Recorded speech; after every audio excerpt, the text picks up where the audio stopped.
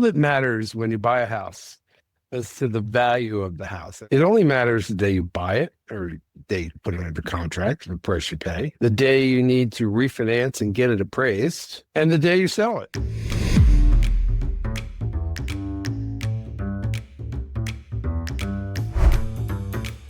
Raising, when she put in that location today, and she said more is coming up. How do you know more is coming up? What's going on? Because I mean, if you've been following the market, Fred, there's a lot more inventory in general. Yeah, I really haven't in that area. I mean, is it just that area or in no, general? just in general.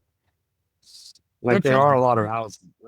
I mean, if you look at the graphs of what's in the market, you know, like year over year, I mean, all that's generic, but we're now at like 2019 levels, right? So Of inventory. yes. But we're still getting the buyers, at least in the higher end stuff. So the lower end stuff is slowing up, that's for sure. But the Bay Area, everything's higher. That's why people always hate those people that tell them like, oh, it just goes up. Because it doesn't. Long term, very long term. That's all I talk about. So it's all that matters when you buy a house is to the value of the house. I know you're sitting and looking on Redfin or Zillow every day to see what the estimate is, but it only matters the day you buy it or the day you put it under contract, the price you pay, the day you need to refinance and get it appraised, and the day you sell it, because that's what you're selling it for. Other than that, it doesn't matter. It can go up and down and all around, and people worry, oh, my house is worth less. Yeah, but if you still have a job, you're still paying it, you're going to be there 20 more years, it's going to go back up. So yeah, it's the importance of the value of your property and when it's important. It's not timing the market, it's time in the market. But the problem is, like, yeah, if we can wait 10, 20 years to sell, cool, I made the money. But, you know, if you're a year and a half owning your house and lose your job, sickness, something, and now you have to sell, then you're down 50, 100K immediately. Especially because when people see you sell a house a year afterwards, odds of you making money are pretty low because people are like, oh, what's wrong with the property? Not, oh, hey, the person had an emergency. They're going to say, oh, what's wrong with the property? Unless it is an obvious flip. But even then, flips always go wrong. I mean, we can talk of the hundreds of flips that are happening. And especially with new construction, you see a lot of new construction that people try to overprice them. And then they're on the market for a long time. There's a house in Silver Lake. It's a 1-bedroom, 1-bath small house on a nice street. These guys bought it for $1.2 million a year ago, and they're trying to sell it for $1.5 million. I don't care what you've done to it. A 1-bedroom is not going to increase in value by $300,000. Okay, in 1 year. I don't care what the market is like. It's a 1-bedroom. You know, 4-bedroom, 12 school district. Yeah, everybody's going to be killing each other. But a 1-bedroom, dude, not happening. So, and they had their agent got the biggest sign I've ever seen with their name on it. It's like, doesn't sell the house. But here's a good debate we can have. Signs. Okay. You see signs in a neighborhood, you know houses are for sale. Our theory is a little bit different. The sign is mostly about ego, number one. Number two, letting the neighbors know that you're selling the house. Because in the old days, oh, I see all your signs. You must be a great agent and everybody uses you. And then there's just, have it out there. Even if it's in like a place that nobody drives by, they have a sign. Why? But our idea is, especially on a vacant house, we don't want a sign on it. We don't, if you want to find out about a property and you want to go to an open house and all that, what are you going to do? You're going to go in Redfin, you're going Zillow, you're going to type the address in, you're going to put it in as an appointment for yourself, and you're going to use Google Maps and find the place, right? What do you need a sign for? Yeah, there's those weird things if it's in a weird place and you need, hey, the house is down this alley and not that alley. But a standard single family house, it's like, I didn't put up open house signs.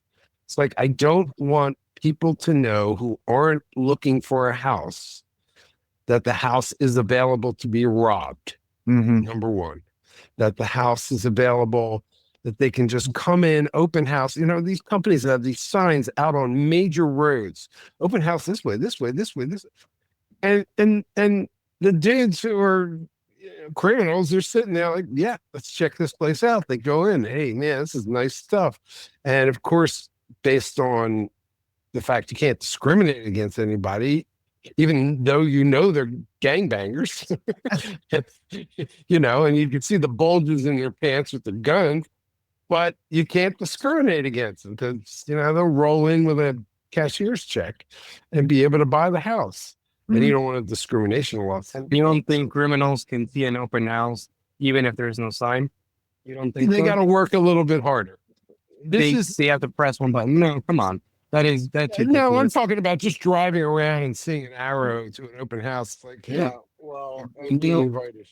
when you're marketing your property, you want to market it to the best of your ability, and that includes signs. That includes building up the open house.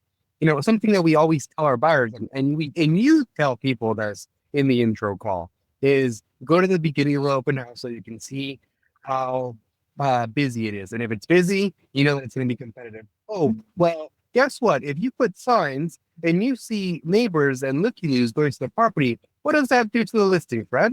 That makes it so that there's more people. And so that it looks more competitive. And so that you're helping their sellers. So come on, this is ridiculous. Please just, you not wanting to do the extra work, because it is more work to put signs on the streets. And it is more work to spend on the marketing of oh, someone stole my signs outside, because, I mean, yes, that does happen. Right. So no, this whole idea that you're stopping thieves, if the thief is going to steal your property, like they're going to do it regardless. And also bring me the data of how many broken into properties happen because of the signs. There I is haven't- none. Well, there you go. We're going to have a listing on Divisadero in San Francisco, which is a busy street.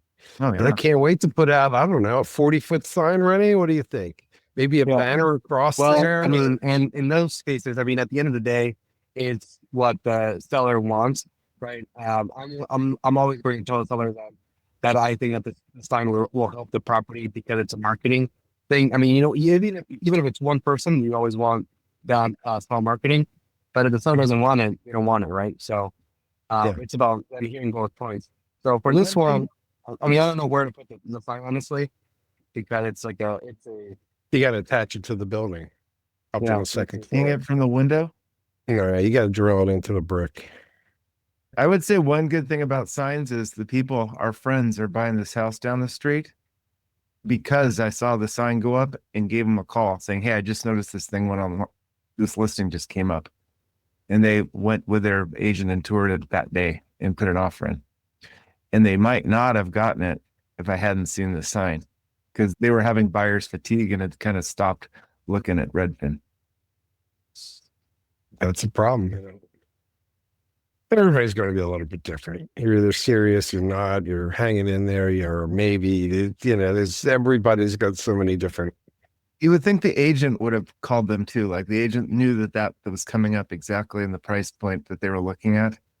I shouldn't have been the one that is actually telling them that this house is. well, yeah, but I think that's the whole idea of the marketing, right? We don't ever know what's going to work. Right? So you try different things, and you know, something that we always talk about is location, location, location. Well, as a consumer, we want to live where our friends live, where our family is, right? And more often than not, our family is going to do a lot of the work for us. I mean, that's also a lot of why we don't overcharge, right? Because you realize that, you know, in this day and age, the consumer is getting helped by other consumers, right? So the agent didn't do a lot of the work. So, like for your friend, you know, used whatever agent they used for. I mean, like the agent deserved 2.5% commission, 2% commission, whatever they ended up charging. Well, depends on how much they negotiated for the buyer. So it's And did they get a fully underwritten pre-approval? which also doesn't matter. You know, I think I think I that don't disagree with you. in a huge market where people can buy cash, right, and they can show the proof of funds it's a cash, like it's also case to case. If we can put the contingency, if it's a super hot market, you want to have a fully under pre-approval. It's always the best practice to have a fully under pre-approval. But to dismiss an agent just because they didn't have a fully underwritten pre-approval when a lot of buyers just don't want to do it, if they keep losing houses, they'll eventually learn why they lost houses. So, yes. But in a lot of the markets, I'm pretty sure in the market that Drew's lives, people put every contingency in the book on offers. Mm-hmm. Yeah, well, it's not busy and not competitive offer. Yeah. I want to shift back to something we talked about in the pre-show just for a second here. So this morning we all woke up, Trump comes out and says he's going to reactivate Alcatraz Island again and make it the most notorious hardened prison in the country, yet it's sitting right off the San Francisco Bay. Let's just entertain theoretically that actually happens. What's going to happen to the Marina District and some of the higher end areas now that there's a prison transport thing going on? I'm sure there's tech people wealthy enough to have their own military force on top of their house, checking and making sure nobody is swimming from Alcatraz to San Francisco to come and, steal everything in their house and their entire family. And yes, I mean, it's just so People are a lot better stupid. swimmers than they were in 1936 too. Yeah, but that current's pretty nasty and there are sharks. So if you're that stupid, go for it. What's interesting, and I think I've said this before, there's actually a race that happens like every summer, where they charge you it's like $1,000 to be a part of this race. And they have a bunch of lifeguards and there's a whole bunch of stuff, but people are doing it as a game. And they are able to do it. So. I want to see Trump swim from San Francisco across the bay to Alcatraz for the grand opening. He's in great shape for 150 or whatever he is. But well, Trump aside, so the prison, it's got to impact if it ever happens. Dude, just leave it alone. He's just making noise. It's never going to happen. Can you imagine trying to put back together things so that it works? And it would have to be a complete demo. They closed it because it was too expensive. Yeah, it had very few cells for the number of people and the technology and everything they had to have there, and feeding, and how you're going to get it there. You got boats you got to run to there, and that costs more money. It's stupid. The other thing is, if there's things of all the national parks, it makes some of the most money per square foot than any national. I think 16 million a year or something. Yeah. I mean, if anything, so you made it into housing, making into condos. I mean, that solves your housing crisis right there. Well, they've been trying to do that on Treasure Island for about 400 years now, so they're finally getting it together. Can you imagine having to start the environmental impact study? I don't know. I mean, come on. They didn't do the environmental impact study when they originally built it in 19XX. I mean, the pollution there. Can we please stop talking about this? Because it's just so stupid. It's just so stupid. He's just needs something to make everybody say his name. All this is. Well, I think it adds to the uncertainty and doubt that's out there right now, and maybe a good time to buy a house if everyone's kind of sitting on the fence waiting for something to happen. You're talking that inventories are up, and maybe the right house is the right timing right now. Oh, everybody wants to buy. Everybody wants to get a deal, right? I've never got on the phone with a new buyer and they've said "Oh, I don't care what we pay for a house. We just want to get a house." They're usually like, "Oh, well, I really want to get a house, but I want a deal." Well, guess what? When there's so much uncertainty, when someone else is scared of putting an offer, when you see that there's a couple houses next to each other, that's when you probably are going to get the deal, a relative deal, right? Obviously, you're not getting a deal of 20 years ago. If you really wanted a deal, it was 20 years ago. That's just how it is. But it's you don't want to buy once things settle and interest rates are lower and after Trump isn't president, because hey, guess what? That's going to be too late. You know, you're going to talk about another 250K, 300K, and even if there isn't, right? Your people forget about the opportunity cost of owning a property, right? Changing rentals, and oh, I got an increase in my electric bill because I couldn't put solar panels, right? It's out of your control, right? So, and you can't really do something. Like, you can't do anything about the rentals, right? You're going to spend $5,000 on moving expenses because that's how much it costs realistically if you want to go out of a place like in San Francisco. I don't know of other locations, but I mean, for renting a U-Haul and getting the movers, and I mean, It adds up. Yeah. So Definitely should be budgeting for moving costs, and not just your friends, a U-Haul and a couple pizzas and a couple six-packs.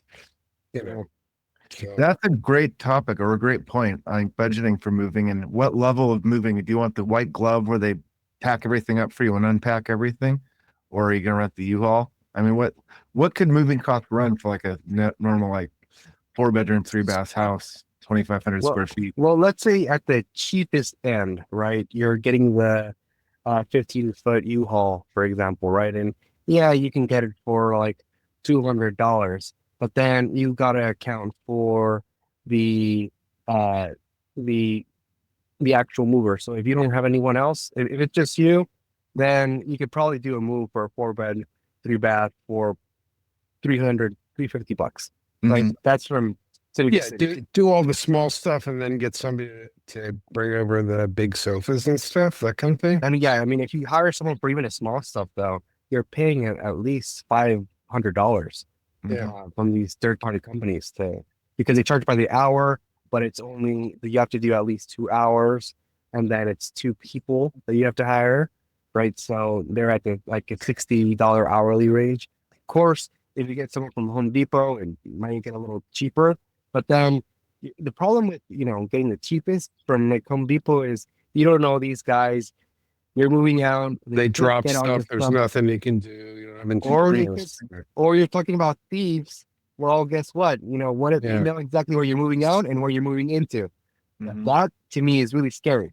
So you want to go with people that are licensed at least to have a company and where they're from. Here's my other questions. A lot of those guys at Home Depot are not citizens, and are they there or are they gone like the workers who are picking fruits and vegetables?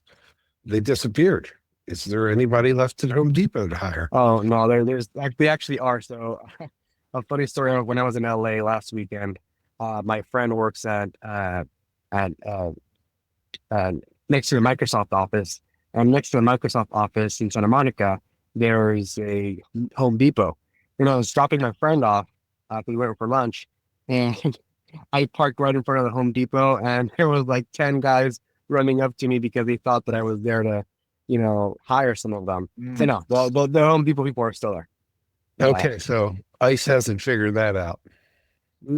Well, ICE is.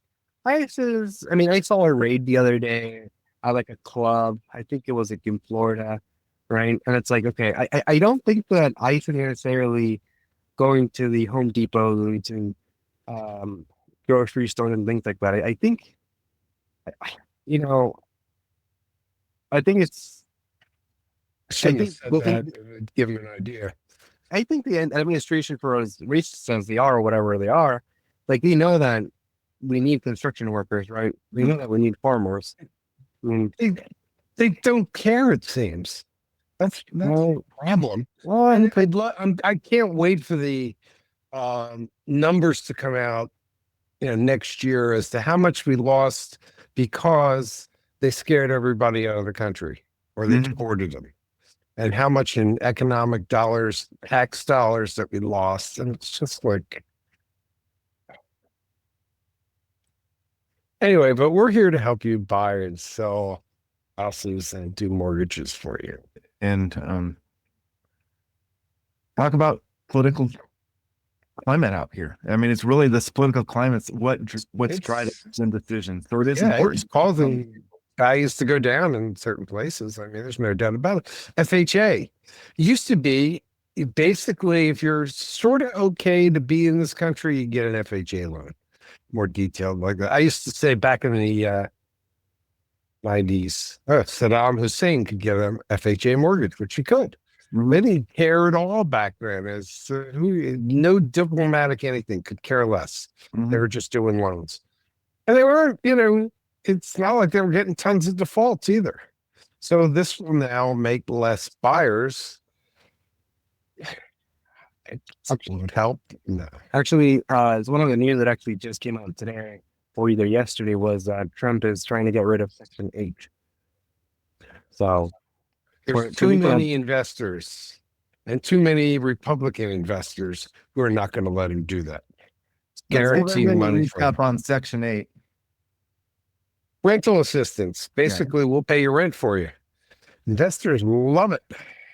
Got to meet criteria, but what he's saying is poor people screw you. Well, the thing is that there is a lot of stuff that happens. But the thing is, it's a coupon for people who don't ever have to go back to work ever again, right? There's no policing of using these tickets in a proper way. Because yes, there's a lot of people that say you're a single mother. After a divorce, you don't have a good paying job. You can help the family.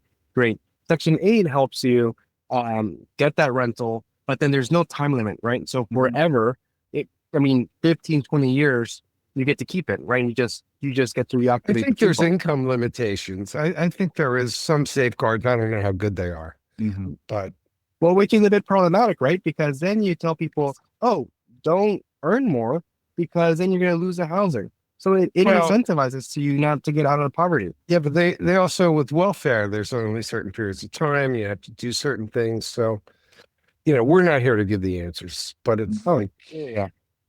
No, but the whole thing is that I do think that it comes from a point of there's a lot of fraud. One thing that happens, right? That let's say the landlord, because again, the landlord gets a Section 8 tenant, then the landlord, the tenant says hey, can you just tell Section 8 that you're going to charge, let's say $3,000, but then you're only really charging $2,000, so you can just give me the cash back. So then there's a lot of cash left. They do assessments on it. They don't allow for inflated. Who polices it? Who polices it? Basically, the market's going to police it. If you think about it, because nobody's going to come and do that, and then they have their guidelines. I don't know the details. That's a whole nother thing, and I'm sure we can get somebody who's a Section 8 expert, and we'll have them on a podcast. So, good one. Especially for investors. Especially this time next week, Section 8, the conversation's progressed. Yeah. Right now, he's just proposing it. We don't know. Well, he proposed it the same day as Alcatraz, so he's kind of top process. He likes to talk. He talk about good marketing. He has great marketing. So. You know what he should do instead? Make a Coachella-like event there and charge out the wazoo. It's government property.